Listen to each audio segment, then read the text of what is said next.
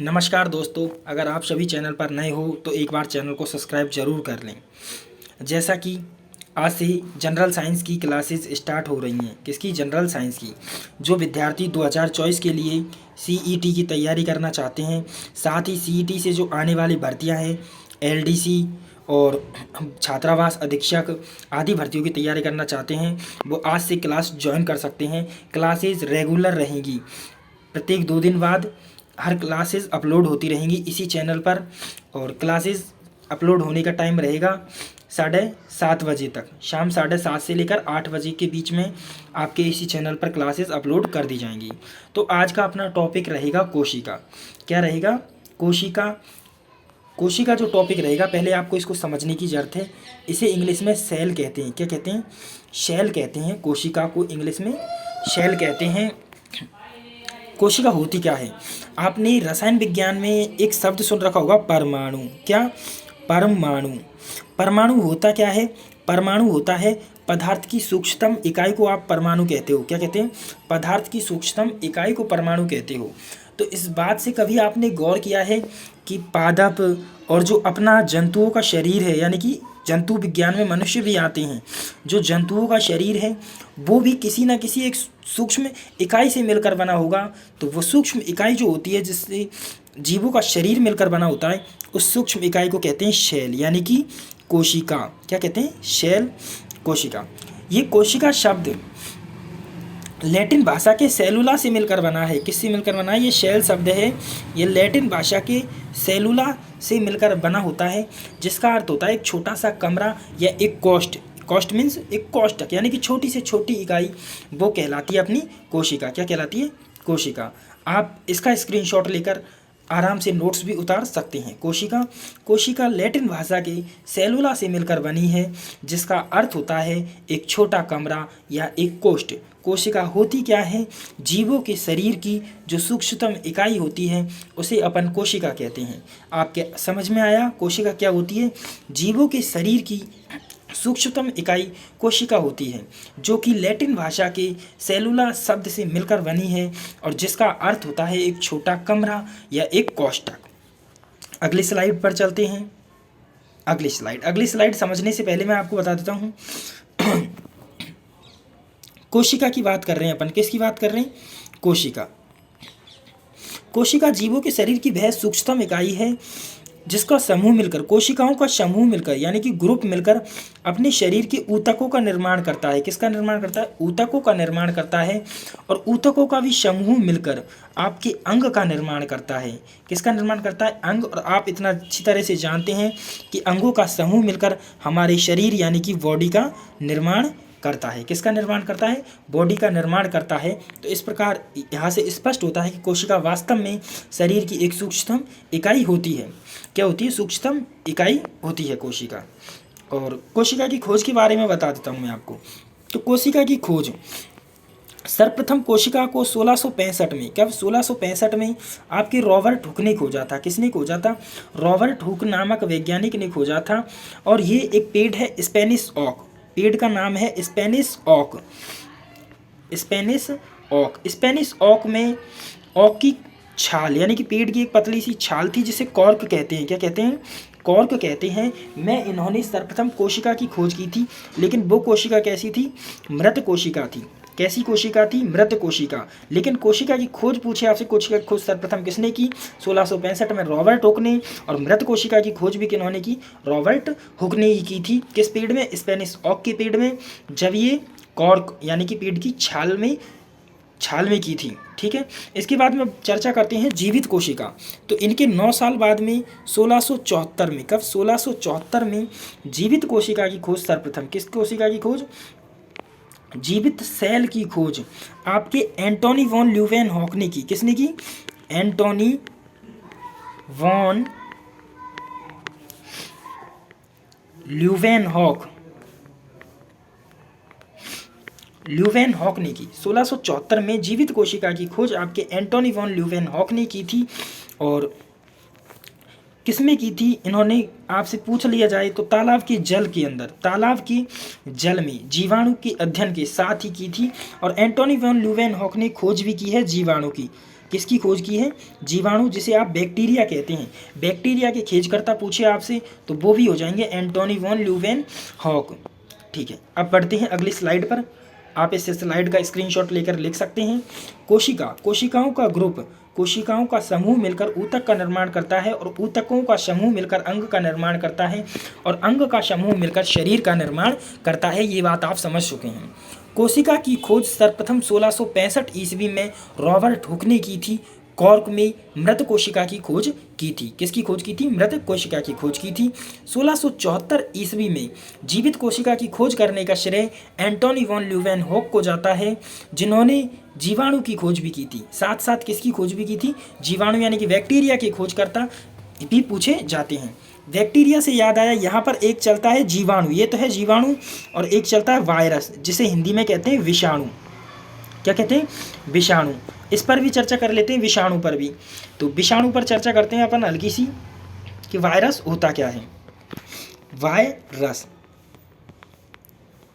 Virus, पहली बात इसके खोजकर्ता पूछे आपसे तो इसके खोजकर्ता हैं दिमित्री इवानोवस्की। कौन है इसके खोजकर्ता? दिमित्री इवानोवस्की इसके खोजकर्ता हैं। जब वो तंबाकू के पेड़ में, किसके पेड़ में? तंबाकू के पेड़ में मोज़ेक रोग, एक रोग हो गया था तंबाकू के पेड़ में, मोज़ेक रोग का अध्ययन कर रहे थे, तब उन्होंने इस वायरस की खोज की थी। आपसे पूछा जाता है क्वेश्चन कोशिका में कि कौन सा निम्नलिखित में से कौन सा ऑप्शन है जो कि कोशिका सिद्धांत का अनुरूपण नहीं है, तो वो वायरस है। यह कोशिका सिद्धांत का पालना नहीं करता है, क्योंकि यह सजीव व निर्जीव के मध्य की कड़ी कहा जाता है। क्या कहा जाता है? सजीव व निर्जीव के मध्य की कड़ी होता है कोशिका। कैसे वायरस कैसे होता है? क्योंकि यह वायरस जब बाह्य परिवेश में रहता है तब यह निर्जीव अवस्था में रहता है, और जैसे ही अपने शरीर के कांटेक्ट में आता है यह सजीव अवस्था में हो जाता है। और वायरस की फुल फॉर्म यानी कि पूरा नाम पूछ सकते हैं आपसे, तो इसकी फुल फॉर्म है vital information resource under seize. इसकी स्लाइड पर ले चलता हूं मैं आपको, वायरस की स्लाइड पर। ये रही वायरस की स्लाइड, आप इसका स्क्रीनशॉट लेकर अपनी नोटबुक में उतार सकते हैं। वायरस, इसका पूरा नाम होता है vital information resources under seize. सजीव व निर्जीव के मध्य की कड़ी होती है। सजीव व निर्जीव के मध्य की कड़ी आपके वायरस यानी कि विषाणु कहलाती है। इसे हिंदी में क्या कहते हैं? विषाणु कहते हैं, विषाणु। और बैक्टीरिया को जीवाणु। इसकी खोज दिमित्री इवानोवस्की ने की थी जब वो तंबाकू के पौधे में मोज़ेक रोग का अध्ययन कर रहे थे, तब की थी। यह कोशिका सिद्धांत का पालन नहीं करता है या उसका अनुरूपण नहीं करता है। कोशिका सिद्धांत की अपन चर्चा करेंगे आगे, जो 1838-39 में प्रतिपादित हुआ। कब हुआ? 1838-39 में प्रतिपादित हुआ। दो वैज्ञानिक थे, एम.जे. स्लाइडन और थियोडर स्वान। अगली क्लासों में इसकी भी चर्चा करेंगे अपन। अभी पढ़ते हैं, अब कोशिका के प्रकार देख लेते हैं। कई किताबों में कोशिका के प्रकार वैसे नहीं बताए गए हैं ये, लेकिन याद करने की दृष्टि से आप संख्या के आधार पर कोशिका के प्रकार बांट सकते हैं। किसके आधार पर? संख्या के आधार पर। कोशिकाएं दो प्रकार की होती हैं। कितने प्रकार की होती हैं? दो प्रकार की। एक होती है आपके एक कोशिकीय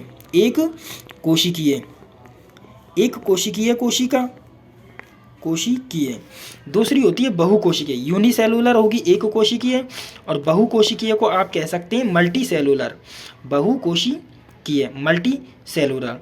वे जीव जिनका शरीर एक कोशिका से मिलकर बना होता है उन्हें एक कोशिकीय जीव कहते हैं। और एग्जाम में एक कोशिकीय जीवों के उदाहरण पूछ लेते हैं। इनके कुछ उदाहरण हैं। अमीबा है, एक कोशिकीय जीव का उदाहरण अमीबा हो जाएगा आपकी। युगलीना है, युगलीना। पैरामीशियम है, क्लिमाइडोमोनास है। क्लिमाइडोमोनास होता क्या है? एक प्रकार का शैवाल होता है। और जीवाणु है, बहुकोशिकीय जीव, जिन जीवों का शरीर दो या दो से अधिक कोशिकाओं से यानी कि अनेकों कोशिकाओं से मिलकर बना होता है। इसमें खुदापन आ जाएंगे। प्राणी यानी कि मनुष्य, जंतु, पादप, ये बहुकोशिकीय जीव हैं। क्या है? बहुकोशिकीय जीव होते हैं। आप इसका स्क्रीनशॉट ले सकते हैं। संख्या के आधार पर कोशिकाएं दो प्रकार की होती हैं, एक कोशिकीय यानी कि यूनिसेलुलर, और बहुकोशिकीय मल्टी सेलुलर। एक कोशिकीय पर चर्चा करते हैं। वे जीव जिनका शरीर एक कोशिका से बना होता है उन्हें एक कोशिकीय जीव कहते हैं। इनके उदाहरण आपको याद रखने हैं। अमीबा, युगलीना, पैरामीशियम, जीवाणु, क्लिमाइडोमोनास। क्या? क्लिमाइडोमोनास। इसके बाद में चलते हैं बहुकोशिकीय पर। बहुकोशिकीय, आप इसका भी स्क्रीनशॉट ले सकते हैं। बहुकोशिकीय यानी कि मल्टी सेलुलर। 2 या 2 से अधिक कोशिकाओं से बना जीव, वे जीव जिनका शरीर 2 या 2 से अधिक कोशिकाओं से मिलकर बना होता है बहुकोशिकीय कहलाता है। इसके उदाहरण में आपके मानव आ जाएगा, पक्षी आ जाएंगे, जानवर आ जाएंगे आदि इसके उदाहरण होते हैं। अब कोशिका के केंद्रक के आधार पर भी 2 प्रकार होते हैं। किसके आधार पर? केंद्रक की संरचना के आधार पर भी कोशिका के 2 प्रकार होते हैं। वो होते हैं प्रोकैरियोटिक और यूकैरियोटिक। नाम आपको याद रखना है, प्रोकैरियोटिक कोशिका, यूकैरियोटिक कोशिका। प्रोकैरियोटिक कोशिका में केंद्रक कैसा होता है? केंद्रक होता है अस्पष्ट, स्पष्ट होता है प्रोकैरियोटिक कोशिका में, और अल्प विकसित। साथ ही कैसा होता है? अल्प विकसित होता है। जबकि यूकैरियोटिक कोशिकाओं में केंद्रक स्पष्ट दिखाई देता है। कैसा दिखाई देता है? स्पष्ट दिखाई देता है, वह विकसित होता है। इनके अंतर अभी नहीं पढ़ेंगे, केवल सामान्य परिभाषा नहीं अंतर पढ़ी। तो प्रोकैरियोटिक कोशिकाओं में 70S राइबोसोम पाया जाता है, यूकैरियोटिक कोशिकाओं में 80S राइबोसोम पाया जाता है। प्रोकैरियोटिक कोशिकाओं में माइटोकॉन्ड्रिया अनुपस्थित रहता है, यूकैरियोटिक कोशिकाओं में माइटोकॉन्ड्रिया पाया जाता है। तो ऐसे काफ़ी अंतर है इनके, लेकिन इनके अपन कोशिका अध्ययन की अगली जैसे जैसे क्लासों की संख्या बढ़ती जाएगी उसमें अध्ययन करते जाएंगे। प्रोकैरियोटिक कोशिका, आप इस स्लाइड का स्क्रीनशॉट ले सकते हैं। पढ़ते हैं प्रोकैरियोटिक कोशिका।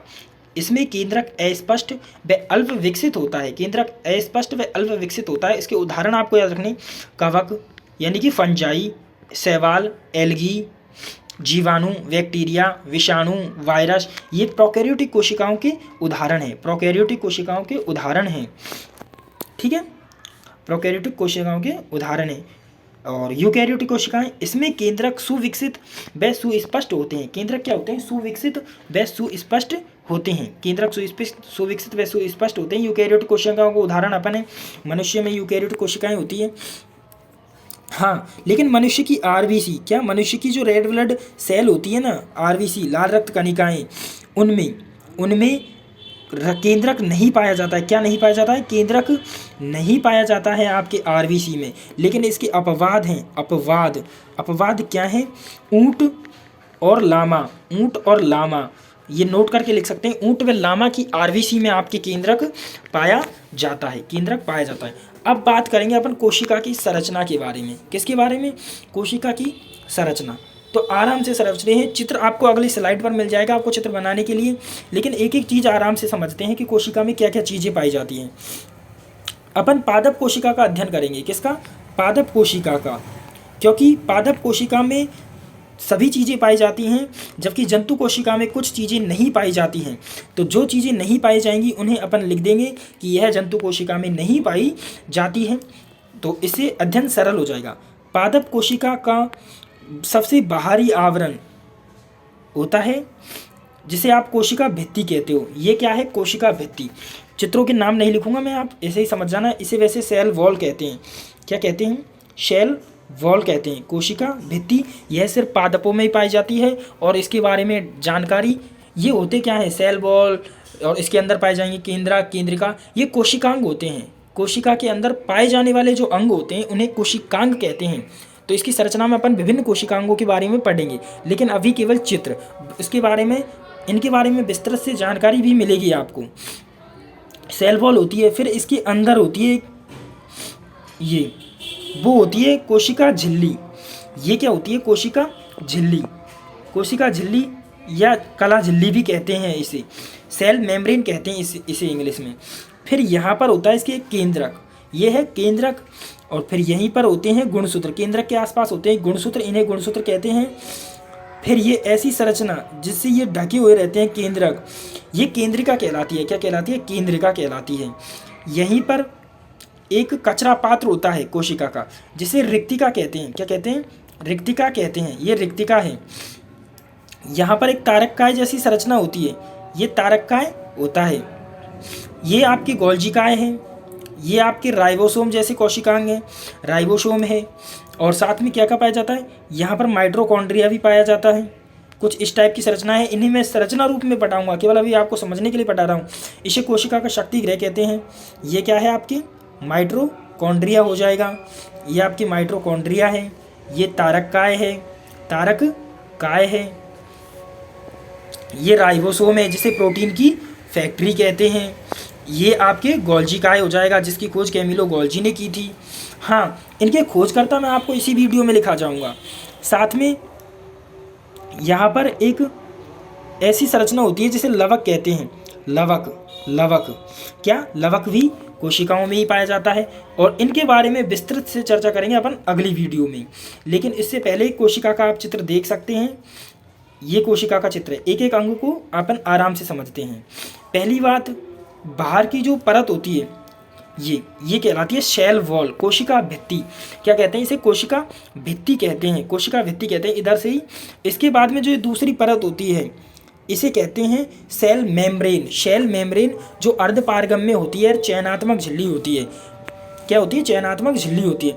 इस कोशिकाओं के अंदर जो इसमें कोशिकांग डूबे रहते हैं जिस द्रव्य में, उसे कहते हैं साइटोप्लाज्म। क्या कहते हैं, साइटोप्लाज्म या जीव द्रव्य। ठीक है, राइबोसोम, ये राइबोसोम के कण हैं, जिसे राइबोसोम को प्रोटीन की फैक्ट्री भी कहते हैं। ये आपका न्यूक्लियस हो जाएगा, केंद्रक, न्यूक्लियस केंद्रक, केंद्रक ये है, सॉरी न्यूक्लियस, ये केंद्रिका हो जाएगी, आपकी केंद्रिका हो जाएगी, और ये हो जाएगा केंद्रक। स्मूथ, ये आपके अंतःप्रद्रवी जालिका की आकृति है जो दो प्रकार की होती है, RER यानी कि ये आपके रफ, रुक जाएंगे,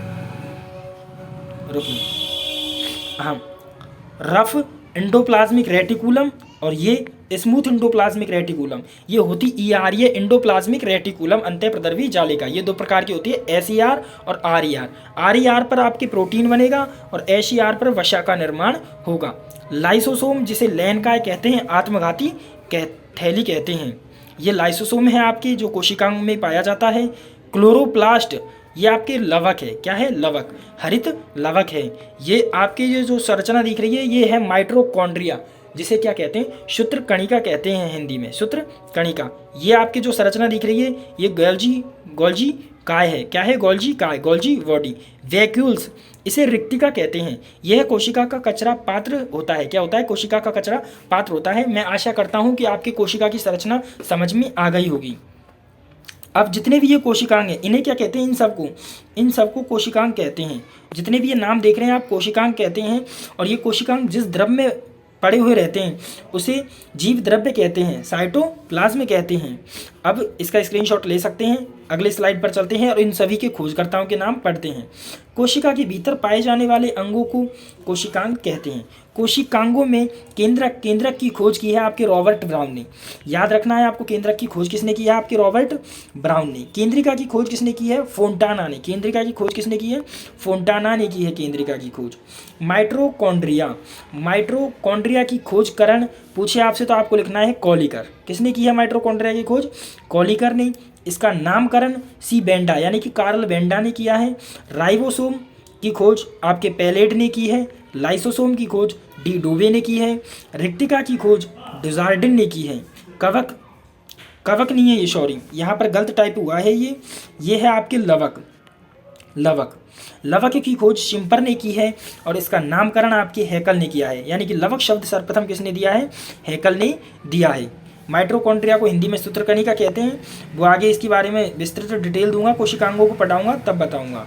गुणसूत्र की खोज आपकी स्टार्स बर्गर ने की है। स्टार्स बर्गर ने की है 1875 में। कब, 1875 में। वोल्डेयर ने इसका नामकरण दिया है 1881 में। 1881 में वोल्डेयर ने नामकरण दिया है। गोल्जी काय की खोज कैमिलो गोल्जी ने की है। तारक काय की खोज विवाद स्वरूप है। या तो आपको ऑप्शन में बॉबेरी देखने को मिल जाएगा या वॉन वेंडेन देखने को मिल जाएगा, तो आप याद रख सकते हैं। तारक काय की खोज वॉन वेंडेन ने की है। तारक काय की आकृति बैलगाड़ी के पहिए जैसी होती है, इसलिए इसे कार्ट व्हील स्ट्रक्चर कहते हैं। ये पढ़ेंगे अपन आगे। जीव द्रव्य की खोज J.E. पुरकिंजे ने की है। किसने की है, J.E. पुरकिंजे ने की है। धन्यवाद। अगर आपको ये कंटेंट अच्छा लगा हो तो चैनल पर बने रहें और चैनल को सब्सक्राइब करके जरूर